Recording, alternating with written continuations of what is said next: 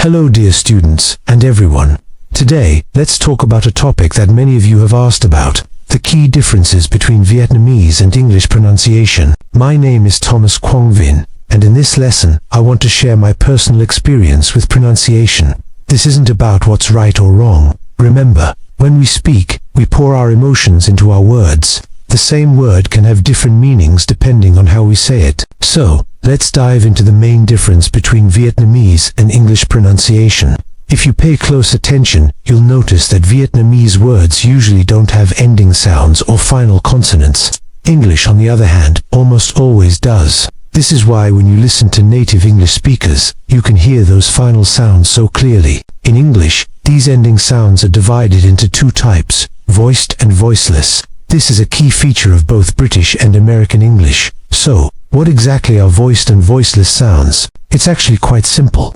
When we make a voiceless sound, you can feel the air being released. It's a puff of air you can almost hear in every word. In contrast, with voiced sounds, there isn't a strong release of air because the sound is made inside your mouth with vocal cord vibration. Let's take a couple of examples. The word 9 ends with a voiced N sound. You feel the vibration, but not much air. Now, say the word nice. You can clearly hear and feel that final S sound, that little puff of air.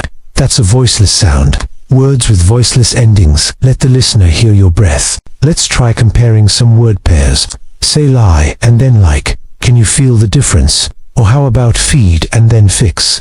You'll notice that the ending sounds are completely different. One vibrates and one releases air.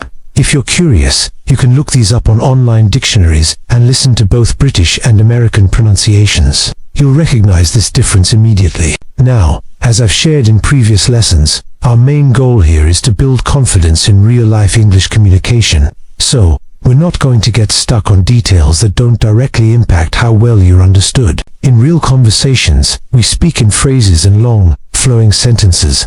Because of this, voiced ending sounds are often difficult to notice, but voiceless sounds, they are much easier to hear. If you miss them, it can really stand out. That's why in this lesson, we're focusing only on the voiceless ending sounds, the ones that are most commonly mispronounced and easily noticed by listeners.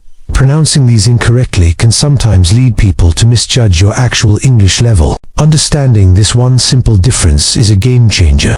Once you get it, you'll feel so much more confident when you speak English. You'll also know how to self-correct your pronunciation, making your speech sound more natural and professional. For now, we only need to practice 7 common voiceless ending sounds. You'll see these a lot when you use verbs in the third person singular, where you add an S or es and, also with plural nouns. These sounds are F per second, shaz in sh, shaz in ch, as in ch, as in th, z, and g, as in gh. Think of words like fix, dance, watch, wash, miss, buzz, and change. To make it easier to remember, you can even create little mnemonic sentences in Vietnamese to help you memorize them. So, to wrap things up, I wish you all successful practice.